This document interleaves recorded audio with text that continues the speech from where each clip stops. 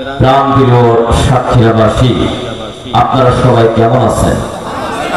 আমরা সবাই কেমন আছি?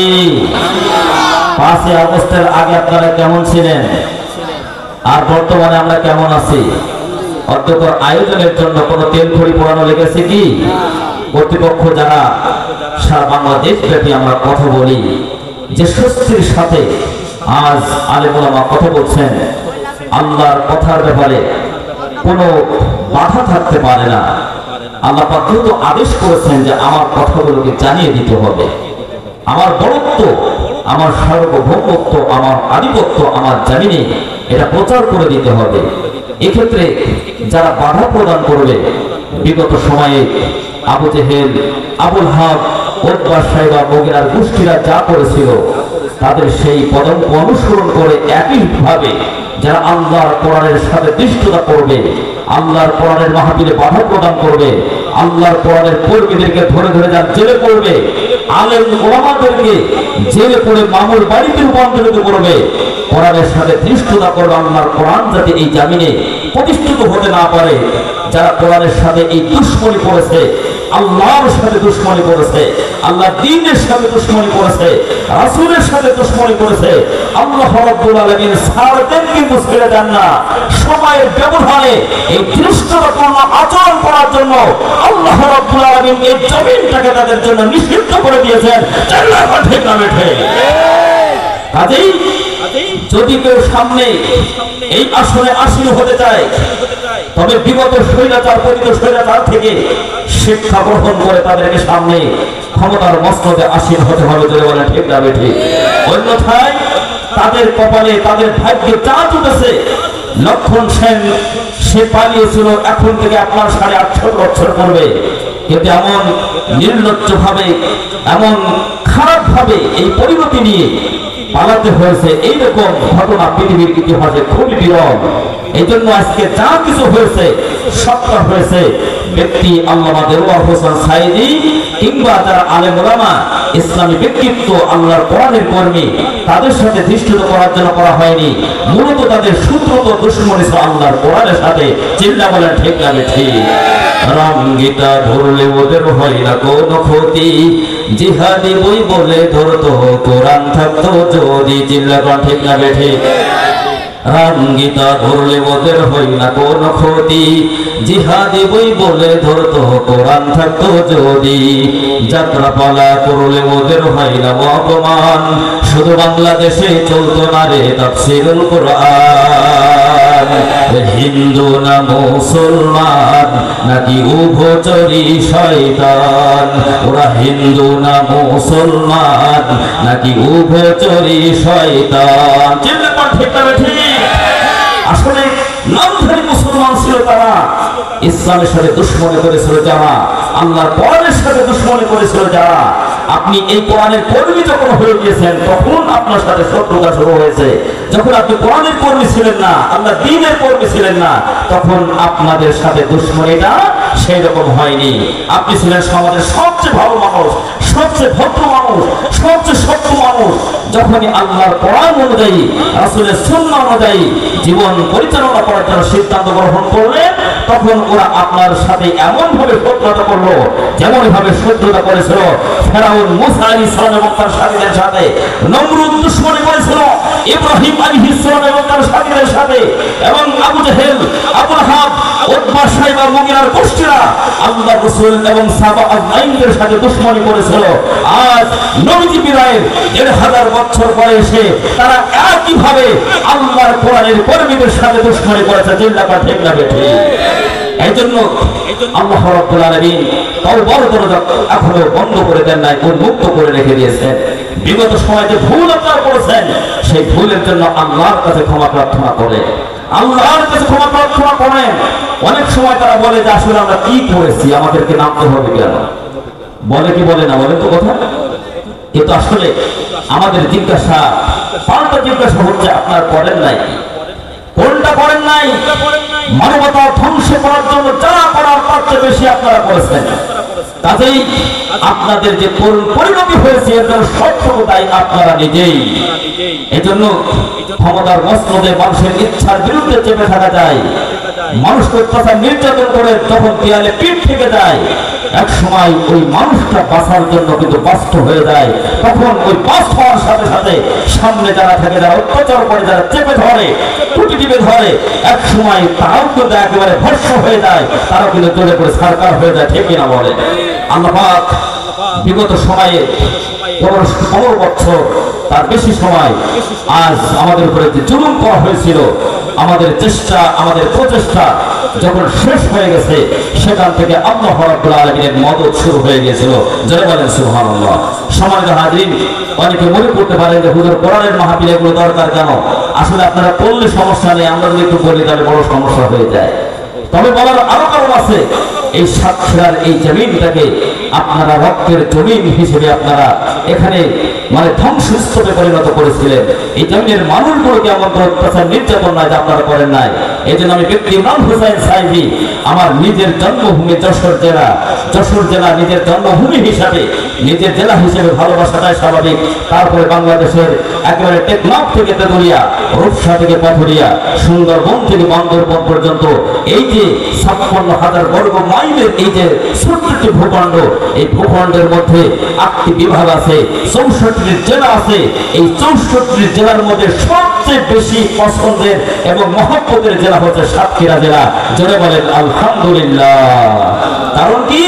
কারণ হচ্ছে শুধুমাত্র আল্লাহর কোরআনের সাথে এই মানুষের যে সম্পর্ক এবং এই কোরআনের সাথে টিকে থাকার জন্য তাদের যে ত্যাগ, তাদের যে স্যাক্রিফাইস, তাদের যে কোরবানি, এই বাংলাদেশ যতদিন থাকবে বাংলাদেশের ইতিহাসে স্বর্ণ অক্ষরে লেখা থাকবে। যার বলেন সুবহানাল্লাহ। সম্মানিত ভাইরা, এই জন্য সকলের পরিবর্তন আহ্বান জানাবো যে সম্মান এবং ইজ্জত নিয়ে দুনিয়া এবং আখিরাতে বাঁচতে চান, সফলতার মালা গলায় পরে আল্লাহর জান্নাতে চলে যেতে চান, তাহলে কোরআনের সাথে দুশমনি করা যাবে কি? জোরে বলেন যাবে? এই কোরআনের সাথে বন্ধুত্ব করতে হবে। জোরে বলেন ঠিক না বেঠিক? এই কথা বললাম না? আল্লাহ আদেশটা কার?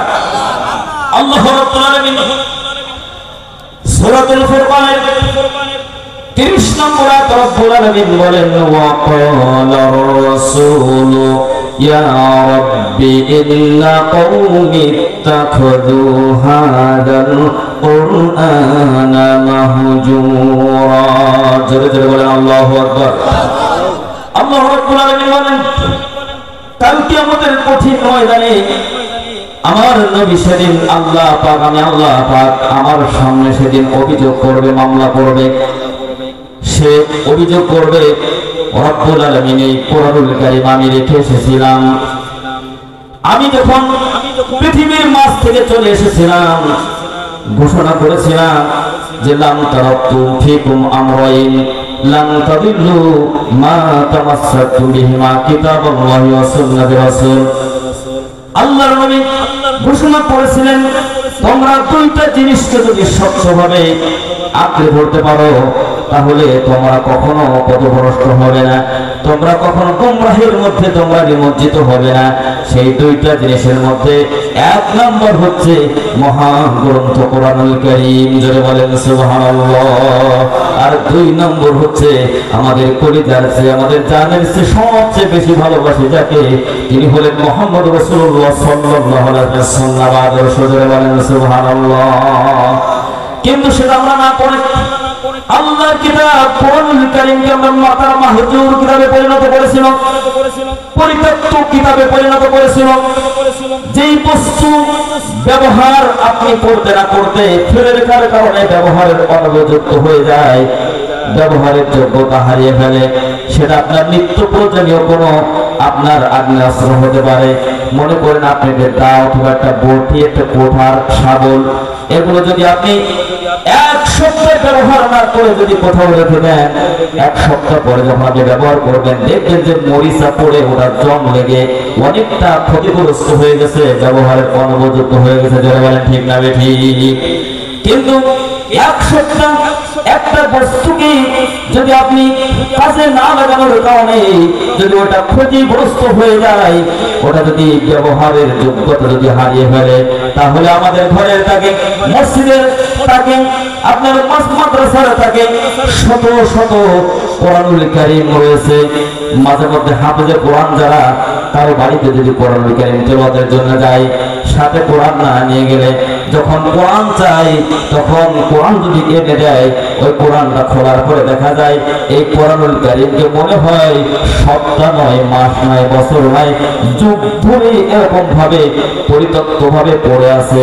ওই কোরআনুল কারীম তাকের উপরে ছিল ঠিকই, নিজের দখলে ছিল না। কোরআনুল কারীম মাকড়সার দখলে চলে গিয়েছিল। চিল্লাগান ঠিক না ঠিক? তাহলে এটা পরিত্যক্ত কিতাবে পরিণত করা হলো। যদি আপনি এই কোরআনুল কারীমকে আপনি তেলাওয়াত না করেন, শিক্ষা গ্রহণ না করেন, এটাকে যদি আপনি ইস্তেহাদ না করেন, গবেষণা না করেন, তাহলে এই কোরআনুল কারীম কাল কিয়ামতের কঠিন ময়দানে আপনার জন্য বিপদের কারণ হয়ে যাবে। যদি বলেন নাউযুবিল্লাহ। এখন কোরআনুল কারীম আমাদের বিপক্ষে অবস্থান গ্রহণ করে না কোরআনুল কারীম আমাদের পক্ষে অবস্থান গ্রহণ করে? এখন যদি আপনাদেরকে জিজ্ঞাসা করি, আপনারা সবাই বলবেন কোরআনুল কারীম যদি সেদিন আমার বিপক্ষে অবস্থান গ্রহণ করে, আল্লাহর নবী যদি আমার বিপক্ষে অবস্থান গ্রহণ করে, তাহলে সেদিন আমার পক্ষে ডিফেন্স দেওয়ার মতো কোন আইনজীবী খুঁজে পাওয়া যাবে না। ঠিক না বলেন? আরো জোরে বলেন ঠিক না ঠিক? এই জন্য কোরআনের পক্ষে থাকতে হবে না কোরআনের বিপক্ষে থাকবেন? জোরে বলেন কিসের পক্ষে? সবাই কথা বলে কিসের পক্ষে থাকবেন? একটু যদি বলেন লা ইলাহা। যারা পড়ছেন না, আপনাদের কণ্ঠে সমস্যা হয়েছে, আপনারা কথা বলছেন না কেন? আল্লাহর দেওয়া কণ্ঠ দিয়ে আপনি আল্লাহর কথা বলবেন, আল্লাহর দেওয়া জবান দিয়ে আপনি আল্লাহর বরত্ব প্রকাশ করবেন। কিন্তু শুধু দুই পাঁচজন শুধু বললে হবে না, সকলে লা ইলাহা ইল্লাল্লাহ, লা ইলাহা। আল কোরআনের মুক্ত ঠিকানা, চালাও মোদের কাবার ঠিকানায়। যারা বলেন আমিন। যে পথ ধরলে না পাই তোমায়, যে পথ ধরলে না পাই তোমায়, সে পথে গামী করোনা। ইনিল হুকমু ইল্লা লিল্লাহ, লা ইলাহা ইল্লাল্লাহ, জোরে লা ইলাহা, লা ইলাহা ইল্লাল্লাহ মুহাম্মাদুর রাসূলুল্লাহ সাল্লাল্লাহু আলাইহি ওয়াসাল্লাম। সকলে জোরে বলি সাল্লাল্লাহু আলাইহি ওয়াসাল্লাম। সম্মানিত ভাই বন্ধুগণ, আল্লাহর কালাম আল্লাহ রাব্বুল আলামিন যথাযথভাবে তেলাওয়াতের জন্য বলেছেন। নসিহত যখন করতে হবে আল্লাহর কোরআন দ্বারাই করতে হবে। আবার যখন কোন সমাজ, অধপতিত সমাজকে যখন আপনি সুন্দর এবং সত্যের দিকে আপনি আহ্বান জানাবেন, কোন মানুষকে যখন আপনি সত্যের দিকে আহ্বান জানাবেন, নসিহত করবেন, আল্লাহ রাব্বুল আলামিন বলেন নবীজি, তখন আপনি আল্লাহর কোরআন দ্বারাই আপনি নসিহত করবেন। ফাযাক্কির বিল কুরআনি মান ইয়াখাফু ওয়াঈদ। জোরে জোরে বলেন আল্লাহু আকবার। আল্লাহ রাব্বুল আলামিন বলেন, আপনি যখন নসিহত করবেন, আপনি নসিহত যখন করবেন, তখন আপনি বিল কোরআন, কোরআন দ্বারাই করবেন। আল্লাহর কোরআন দ্বারা যখন নসিহত করা হবে, যেই মানুষটাকে বলা হবে, ওই মানুষটার দিলের মধ্যে ভয় ঢুকিয়ে দিবেন। একজন বলেন তো তিনি কে? আল্লাহ রাব্বুল আলামিন বলেন, যখন কোরআনুল কারীমের তেলাওয়াত হবে, কোরআনুল কারীমের আলোচনা হবে, তখন শয়তান তোমাদের সাথে দুশমনি করে তোমাদেরকে ময়দান থেকে দূরীভূত করবে। বাড়ি থেকে মাহফিল শোনার জন্য তোমরা এসেছিলে থেকে, কিন্তু দোকান এবং বাজার ঘাটে তোমাদেরকে শয়তান অক্টোপাসের মধ্যে তোমাদেরকে জড়িয়ে নিল, শয়তানি কাজে তোমাদেরকে লিপ্ত করলো। মাহফিলের এত সুন্দর প্যান্ডেল তোমাদের জন্য তৈরি হলো, ওয়া নাযালাত আলাইহিমুস সাকিনা, এই প্যান্ডেলের নিচে যারা বসবে আল্লাহর পক্ষ থেকে তাদের জন্য রব্বুল আলামিন সাকিনা, তার পক্ষ থেকে দয়া করুণা আল্লাহ রব্বুল আলামিন বর্ষণ করবেন। কিন্তু সেটা না করে এখান থেকে তোমরা দূরীভূত হয়ে যাওয়ার জন্য চেষ্টা করবে। শয়তানের কদম অনুসরণ করা যাবে না।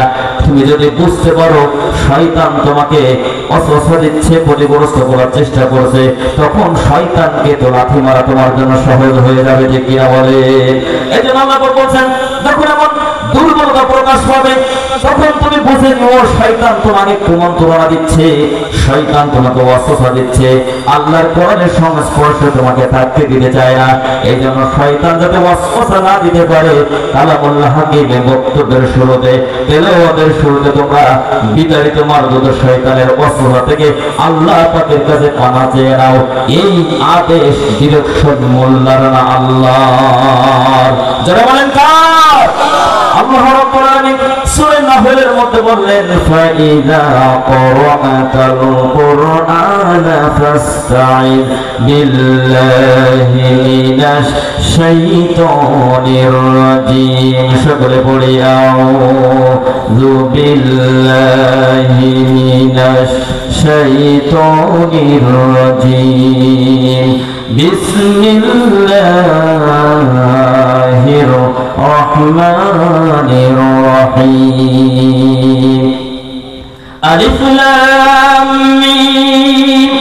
আহাসিবান নাসু আন ইউতরাকু আন ইয়াকুলু আমান্না ওয়া হুম লা ইফতানুন। ওয়ালাকাদ ফাতান্না আল্লাযীনা মিন ক্বাবলিহিম فليعلمن الله الذين صدقوا وليعلمن الكاذبين। জোরে জোরে বলেন আল্লাহু আকবার। সকলে বলেন আল্লাহু আকবার। আল্লাহ রাব্বুল আলামিন কালামুল্লাহ হাকিমে 114টি সূরা দান করেছেন। বলে তো কয়টি সূরা আছে?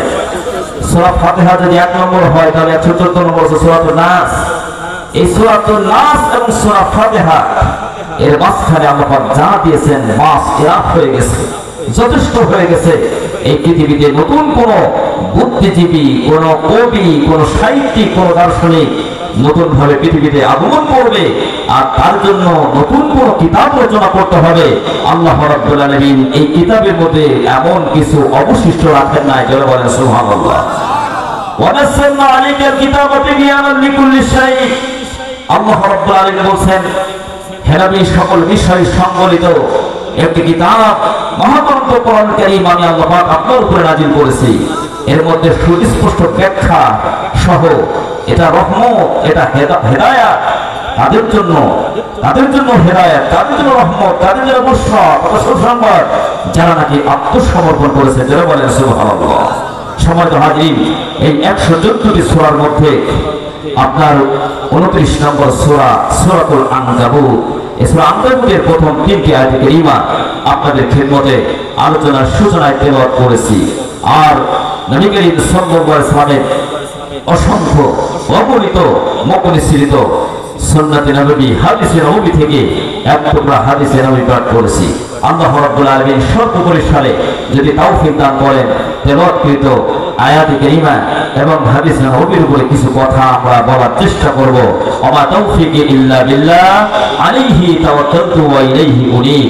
আমি আমার সবটুকু দুর্বলতা, আমার অসহায়ত্ব, আমার অক্ষমতা সব আমি আমার আল্লাহর কাছে আমি নিবেদিত করে দিচ্ছি। আমার রব, তুমি যদি আমাকে কথা বলার তৌফিক দান না করো, তুমি যদি আমার ইলমের খাজানা থেকে আমাকে যদি কিছু বলার তৌফিক দান না করো, তাহলে আমি কিছুই বলতে পারবো না। ক্বালু সুবহানাকা লা ইলমা লানা ইল্লা মা আল্লামতানা ইন্নাকা আনতাল আলিমুল হাকীম। সকলে বলেন আমিন। আর যারা বলেন আমিন। একটা পরিবেশ তৈরি হয়েছে, ঠিক কিনা বলেন? এই জন্য আমরা এরপরে আমরা কিছু কথা আলোচনা করতে পারবো। সম্মানিত হাজিরিন, এই 114টি সূরার মধ্যে আপনার 29 নম্বর সূরা সূরাতুল আনকাবুত।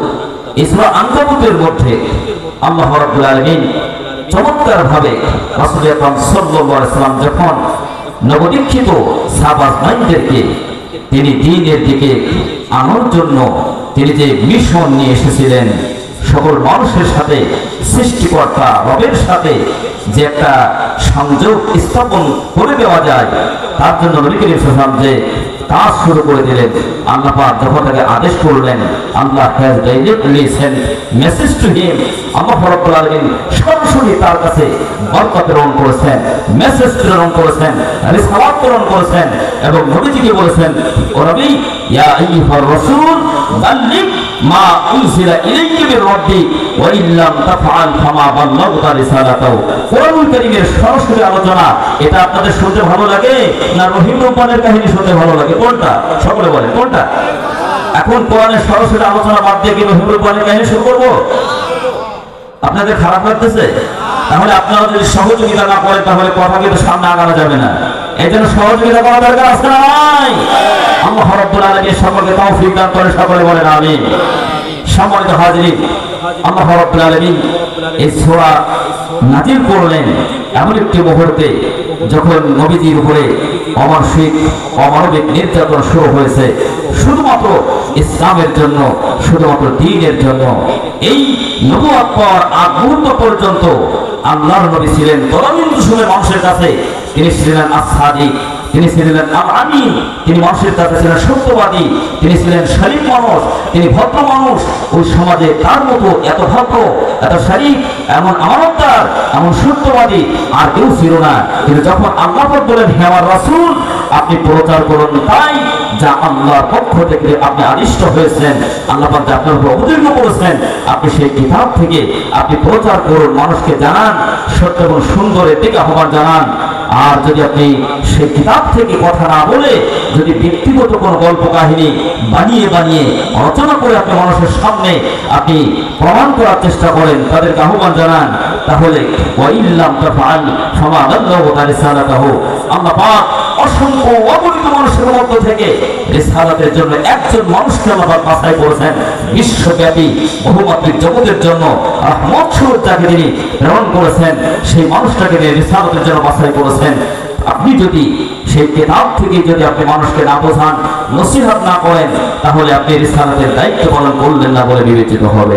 এখন কোরআনুল কারীমের সাথে যখন আপনার সংযোগ তৈরি হয়ে যাবে, কোরআনের প্রচার যখন আপনি শুরু করে দিবেন, তখন আপনার অত্যাচার নির্যাতনের অভাব হবে না, মানুষ আপনার সাথে বন্ধুত্ব করবে না, আপনাকে শুধু ছেঁচাতেই দিবে, আপনাকে শুধু মায়ের দেবে, আপনাকে কেউ আপেল দেবে না।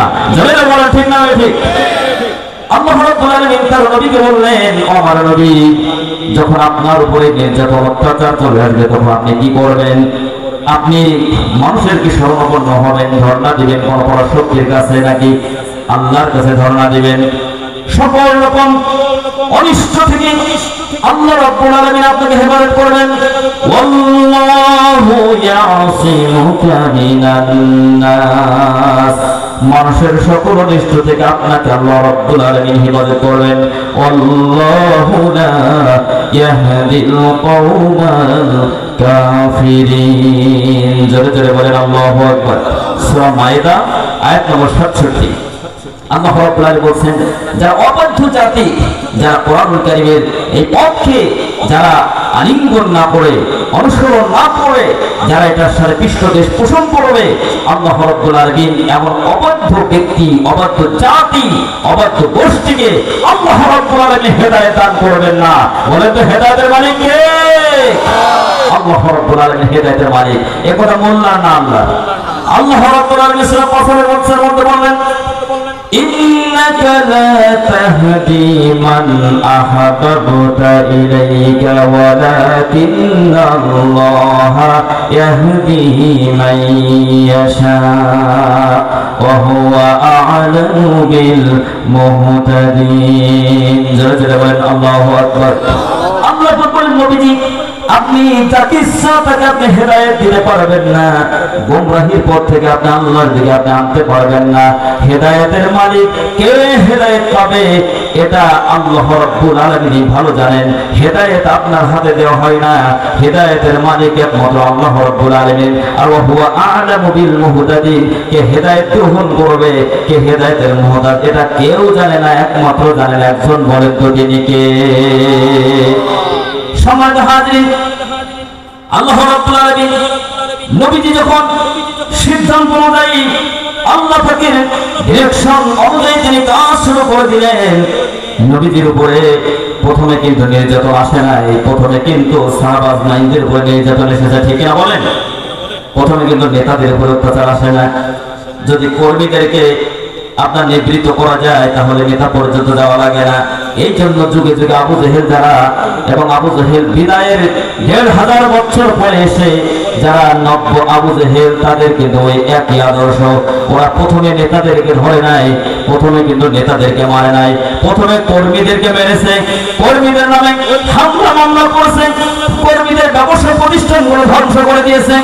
এরপরে চাকরি বাকরি লেনদেন পরিবারগুলোকে একেবারে বিপর্যস্ত করে দিয়েছে, ফসল ফলাদের ক্ষতি করেছে। এরপরে যখন আল্লাহর কোরআনের কর্মীদেরকে বিন্দু পরিমাণ আল্লাহর রাস্তা থেকে, দ্বীনের রাস্তা থেকে যখন সরানো সম্ভব হয় নাই, তখন কিন্তু আল্লাহর নবীর গায়ে হাত তুলেছিল। একটু জোরে বলা যাবে কি ঠিক না বেঠি? আমার ভাই বন্ধুগণ, এই জন্য আল্লাহ রাব্বুল আলামিন চমৎকার ভাবে বললেন, أحسب الناس أن يتركوا أن يقولوا آمنا وهم لا يفتنون। জোরে জোরে বলেন আল্লাহু আকবার। আল্লাহ পাক সূরা আনকাবুতের প্রথমে আলিফ লাম মিম হরফে মুকাত্তাআত আয়াতে মুতাশাবিহাতের অন্তর্ভুক্ত আয়াত দিলেন। এটার মানা ওমা ইয়ালামু তাওয়িলাহু ইল্লাল্লাহ, এটা কেউ জানে না। বলেন তো জানেন কে? ওটা দরকার নাই। আল্লাহ বলেছেন আয়াতে মুহকামাত যেটা, সেটা নিয়ে তোমরা চিন্তা করো, গবেষণা করো। আহাসিবান নাস, মানুষের স্বভাব হচ্ছে মানুষ কিছু মনে করে। মানুষ কি করে? মানে আপনি এখানে মনে মনে স্বপ্ন দেখছেন। কি স্বপ্ন দেখছেন? আর চাপা করা হয়ে মনিরামপুর হয়ে আপনি আল্লাহর জান্নাতে চলে যাবেন।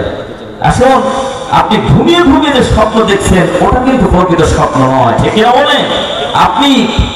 আপনি জীবিত থাকা অবস্থায়, আপনি চেতনা থাকা অবস্থায় যে স্বপ্ন দেখবেন এবং ওই সত্য বাস্তবায়নের জন্য আপনি যদি প্ল্যান পরিকল্পনা আপনি আনতে পারেন, তাহলে ওইটাই হচ্ছে প্রকৃত স্বপ্ন। জোরে বলেন ঠিক না বেঠি? কিন্তু আমরা বাস্তবে আমরা স্বপ্ন দেখি না, আমরা কিন্তু ঘুমিয়ে ঘুমিয়ে স্বপ্ন দেখি। ঠিক না? আমরা ঘুমিয়ে ঘুমিয়ে স্বপ্ন দেখি, এগুলো ওইটাকে স্বপ্ন বলা যায় না। ওই ঘুমানোর মধ্যে যে স্বপ্ন আপনি দেখবেন, যখন ঘুম শেষ হয়ে যাবে তখন উঠে দেখবেন যে এতক্ষণ তো ছিলাম আমি চতুর্থ আসমানে, কিন্তু এখন তো দেখতেছি আমার খাটের মধ্যে আমি গুটাগুটি করতেছি। ঠিক না বলেন? সম্মানিত হাজরিন, এই জন্য ওই স্বপ্ন দেখা যাবে না যে স্বপ্নের কোনো মূল্যায়ন নেই। ঘুমের মধ্যে এত রকম ঘুমানোর পরে কিছুই না, একবার নাথি, ওই স্বপ্ন নয়। এমন স্বপ্ন আমাদেরকে দেখতে হবে যেই স্বপ্ন দেখলে আমরা আল্লাহর এই জমিনে আল্লাহর রাজ আমরা কায়েম করতে পারবো। আল্লাহর কোরআনুল কারীমকে আমরা সংবিধান হিসাবে, আমরা কনস্টিটিউশন হিসাবে এটাকে আমরা তৈরির জন্য সেই ধরনের সাপোর্ট আমরা দিতে পারবো। আমরা পার্লামেন্টে আমরা নিজেরা যেতে চাই না, ক্ষমতার কোনো মোহ আমাদের নাই, আমরা ক্ষমতায় যেতে চাই না, আমরা বলতো আল্লাহর কোরআনকে ক্ষমতায় পাঠাতে চাই। ঠিক কিনা বলে? আল্লাহর কোরআন যদি ক্ষমতায় যায় তাহলে এই দেশের সর্বশ্রেণীর মানুষ, সব ধর্ম বর্ণ নির্বিশেষে সকলের জন্য এই দিন, এই জমিনটা একেবারে নিরাপদ হবে। কেমন নিরাপদ হবে? মায়ের কোলে শিশু যেভাবে নিরাপদ থাকে, ইসলামী অনুশাসন, ইসলামী শাসন ব্যবস্থা যে সমাজে, যে রাষ্ট্র কায়েম থাকে, সেই রাষ্ট্রে একজন মুসলমান যে সুবিধা ভোগ করে, একজন অমুসলিম হয়েও কিন্তু সেই সুবিধা ভোগ করে। যারা বলে ঠিক না ঠিক? বিগত সময়ে যারা ফ্যাসিস্ট এবং যারা ফ্যাসিস্টরা এই সমাজে চালু করেছিল, মানবতাকে ধ্বংস করেছিল, অমুসলিমদেরকে এই বিষয়গুলোকে বোঝানো হয়েছে যে যদি ইমানদার মুসলমান আলেমরা যদি পার্লামেন্টে যায় তাহলে তোমাদের চারাবাটি উঠে যাবে, দাদা বাবুদের দেশে তোমাদের চলে যাওয়া লাগবে। কিন্তু সময়ের ব্যবধানে আল্লাহ রাব্বুল আলামিন প্রমাণ করে দিয়েছেন যে আসলে দাদা বাবুদের দেশে কারা যায় এবং আসলে কাদের কাছে অমুসলিমরা নিরাপদ, এটা প্রমাণিত হয়ে গেছে। এখন ওই ধরনের ওই পচা কথা, বাসি কথা বলে আলেমদেরকে থামানোর যে নোংরা রাজনীতি বাংলাদেশে চালু হয়েছিল, ওই নোংরামি করে আর যাই হোক এই দেশের 18 কোটি জনতাকে আরো বোঝানো যাবে না। যারা ঠিক না বেঠে? এই জন্য আমাদের প্রত্যেকে এক একজনকে আল্লাহর কোরআনের কর্মী হয়ে যেতে হবে এবং আল্লাহর দ্বীন প্রতিষ্ঠার জন্য আমাদের সকলকে অতন্ত্র প্রহরীর ভূমিকা আমাদের পালন করতে হবে। আল্লাহ রাব্বুল আলামিন সকলকে তৌফিক দান করে। সকলে বলেন আমিন। আর যারা বলেন আমিন। আমার ভাই বন্ধুগণ, আল্লাহ রাব্বুল আলামিন বলেন আহাসিবান নাসু আন ইয়াতরাকু আন ইয়াকুলু আমান্না ওয়া হুম লা ইফতানুন। মানুষেরা মনে করে যে আমরা ঈমান এনেছি, এই কথা বলবে আর তাদেরকে জান্নাতে প্রবেশ করানো হবে, ওয়া হুম লা ইফতানুন, অথচ তাদেরকে পরীক্ষা করা হবে না। এটাকে আল্লাহর কথা, মানুষের ধ্যান ধারণা যেটা আল্লাহ রাব্বুল আলামিন সেটাই কিন্তু তুলে ধরেছেন। ঠিক না বলেন? আল্লাহ তুলে ধরেছেন। আমরা যে ঘুমিয়ে ঘুমিয়ে যে স্বপ্ন দেখি এবং জান্নাতের কোণাকুণে চলে যেতে চাই, আল্লাহ রাব্বুল আলামিন সেইটা আমাদেরকে স্মরণ করে দিয়ে বলছেন যে আসলে এইভাবে চিন্তা করে বসে থাকলে হবে না।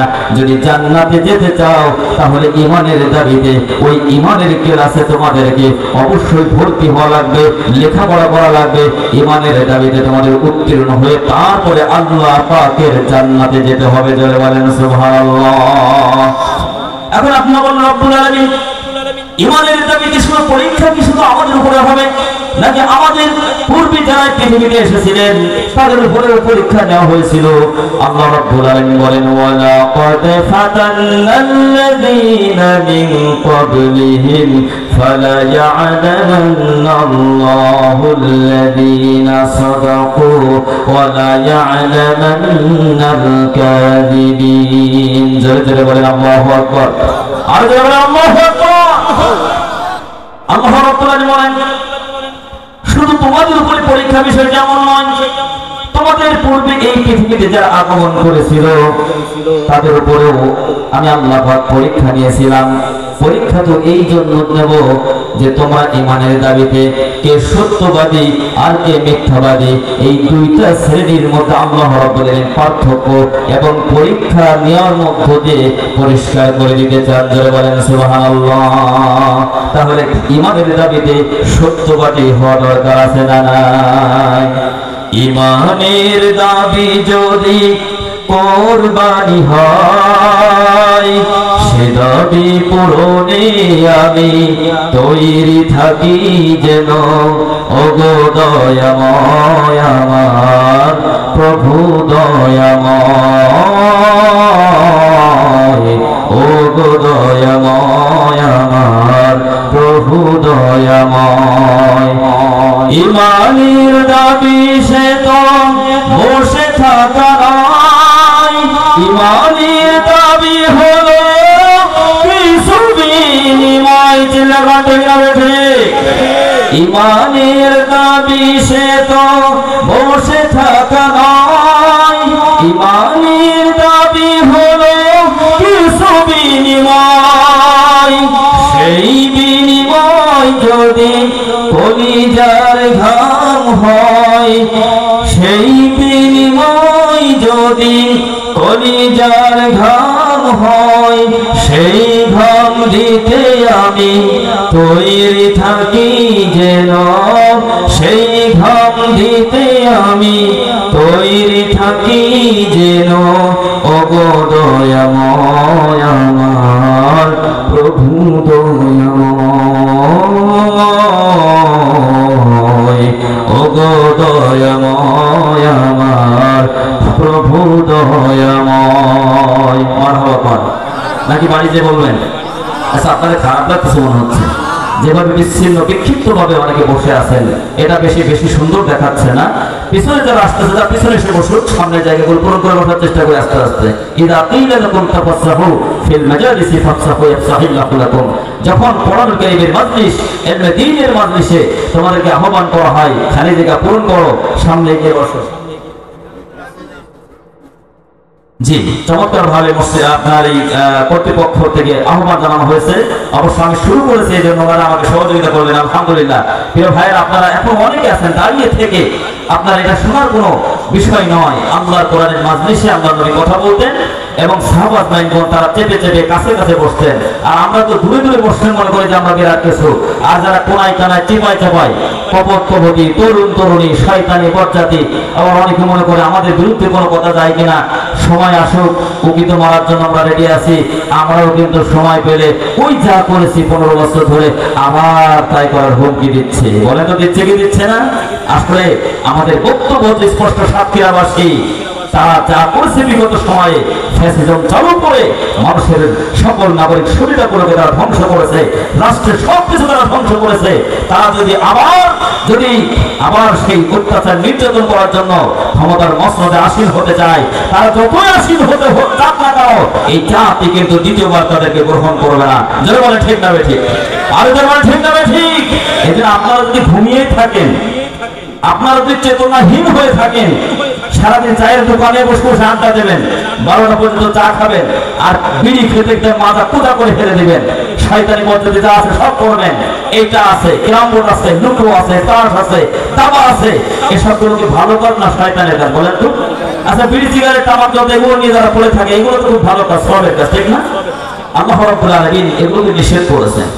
রাব্বুল আলামিন বলেন يا أيها الذين آمنوا إنما الخمر والميسر والأنصاب والأزلام رجس من عمل الشيطان فاجتنبوه لعلكم تفلحون জোরে জোরে বলেন আল্লাহু আকবার। আল্লাহ বলেন বান্দারা তোমরা কি সফল হতে চাও না ক্ষতিগ্রস্ত হতে চাও? বলে তোমরা কি হতে চান? কথা বলেন না কেন? আমার যে কষ্ট আপনাদের বেশি হচ্ছে বোঝা যাচ্ছে। রমজান মাস চলে এসেছে, সারাদিন রোজা রেখেছেন, ইফতারি করার সুযোগ পান নাই। আপনাদের মানসিকতা সাতক্ষীরার মানুষ ইমানের বলিয়ানে, তারা বলিয়ান, তাদের কথা আমরা দূর থেকে আমরা শুনি। ইসলামের পক্ষে, কোরআনের পক্ষে তাদের স্যাক্রিফাইস, এই যে কথাগুলো বলছি ইমানকে আরো প্রচলিত করার জন্য কথা বলছি, এক্ষেত্রে আপনাদের সহযোগিতার প্রয়োজন আছে না? প্রয়োজন আছে কিনা?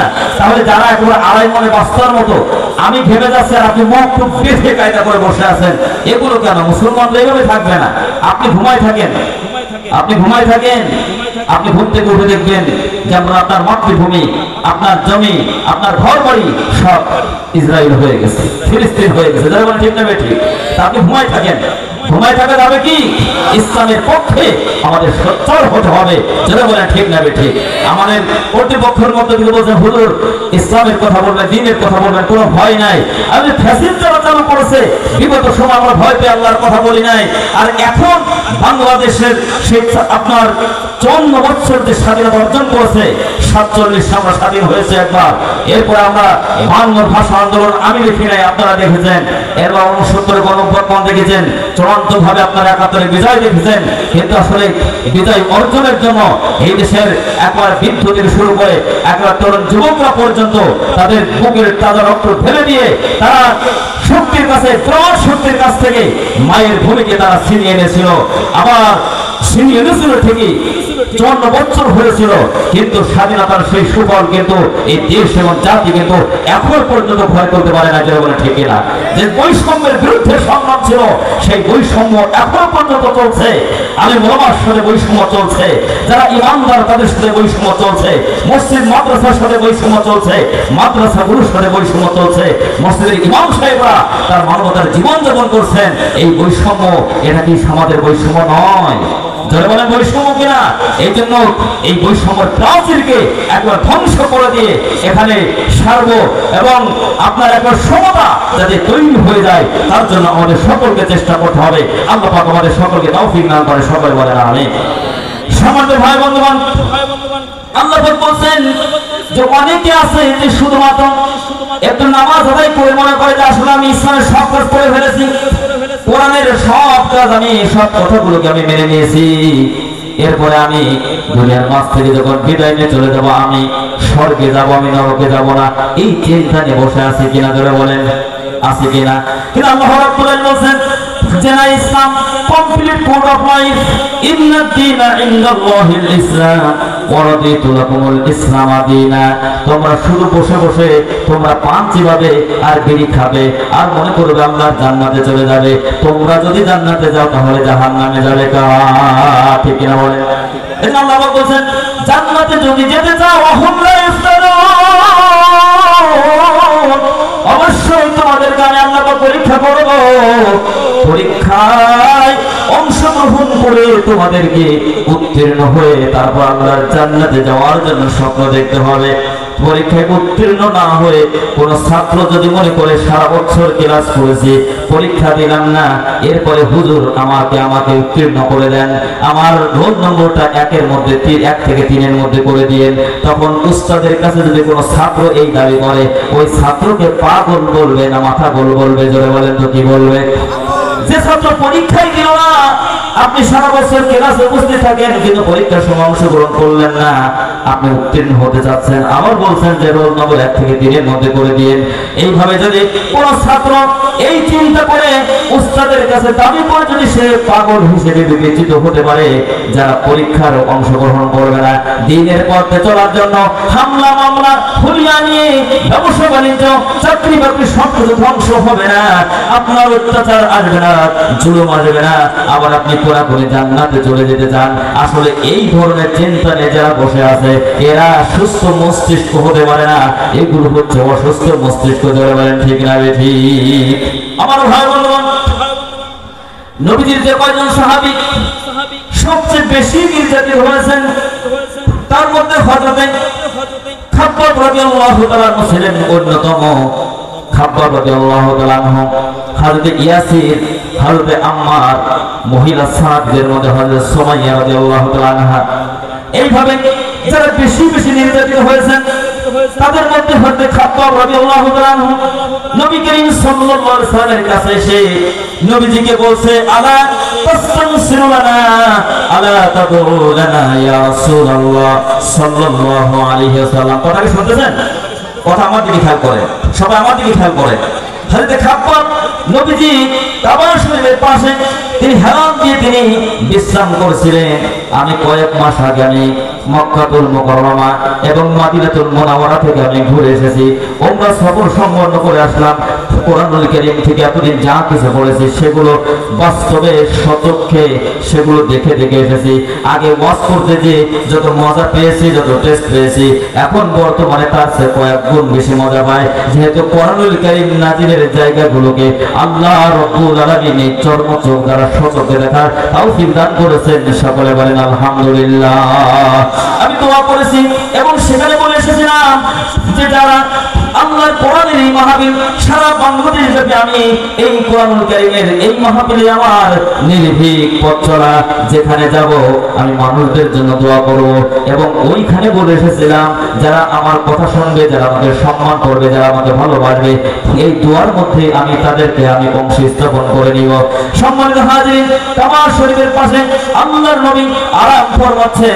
সচক্ষে যখন দেখলাম আবেগ আপ্লুত হয়ে গেলাম। আল্লাহর ঘর কাবাটা আমাদের আবেগের জায়গা, অনুভূতির জায়গা। নবী করিম সাল্লাল্লাহু আলাইহি ওয়াসাল্লাম আরাম ফরমাচ্ছে, সাহাবাজ মাইনদের উপরে মোটামুটি নির্যাতন চলছে।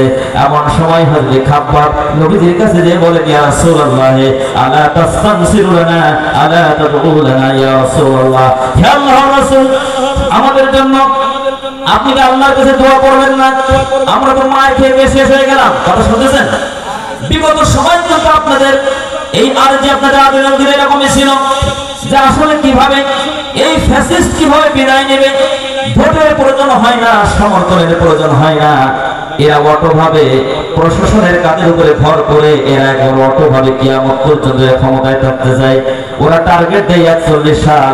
আল্লাহ রাব্বুল আলামিন তামাম ছেলেদেরকে আল্লাহ পাক বললেন বুড়োদের বেকার হবে না। আর আমি এই যে শক্তিগুলো ইসলামের বিরোধী এবং আল্লাহ এবং রাসূল তৌহিদ যে শক্তিগুলো, এদেরকে থামানোর জন্য, দমন করার জন্য এই শক্তিশালী বড় বড় সংগঠন, বড় বড় ব্যক্তিত্বদেরকে আমি ব্যবহার করবো। ইসলামের ইতিহাস এটা বলে না আমি নমরুদকে যেভাবে মেরেছি ঠুনকুর একটা ছোট্ট জিনিস দ্বারা, ফেরাউনকে মেরেছি আমি ছোট্ট জিনিস দ্বারা, অনুরূপ ভাবে এই যুগের ফেরাউনকে আমি বড় বড় ব্যক্তি দ্বারা বিদায় করবো না, ছোট্ট ছোট্ট মাসুম বাচ্চাদেরকে দ্বারা এদের বিদায় করবো। যারা বলেন ঠিক কিনা? ইসলামের ইতিহাস তো এটাই বলছে। সম্মানিত ভাই বন্ধুগণ, এখন নবী করিম সাল্লাল্লাহু আলাইহি ওয়াসাল্লাম তাকে যখন সাহাবী প্রশ্ন করলেন, ইয়া রাসূলুল্লাহ কি অপরাধ আমরা করেছি, ঈমান গ্রহণ করেছি, এটাই হচ্ছে আমাদের অপরাধ। ওগো নবীজি আপনি আল্লাহর কাছে আমাদের জন্য একটু দোয়া করেন যে আল্লাহ পাক যেন আমাদের সাহায্য করেন, আমাদেরকে আল্লাহ পাক বিজয় দান করেন। কথা কি শুনতেছেন? আমার ভাই বন্ধুগণ, আল্লাহর নবী উঠে বসলেন, হযরত জিবরিল আমিন আসলেন, কোরআনুল কারীমের একখানা সরলি আয়াত তিনি নিয়ে আসলেন এবং নবীজিকে হযরত জিবরিল আমিন বললেন, এবং বললেন, ওগো নবীজি, আপনি খাব্বাবের মাধ্যমে সারা পৃথিবীতে যদি ইসলামী আন্দোলনের কর্মী যারা আছে, যারা আল্লাহর কোরআনের কর্মী আছে, তাদেরকে আপনি শুনিয়ে দেন।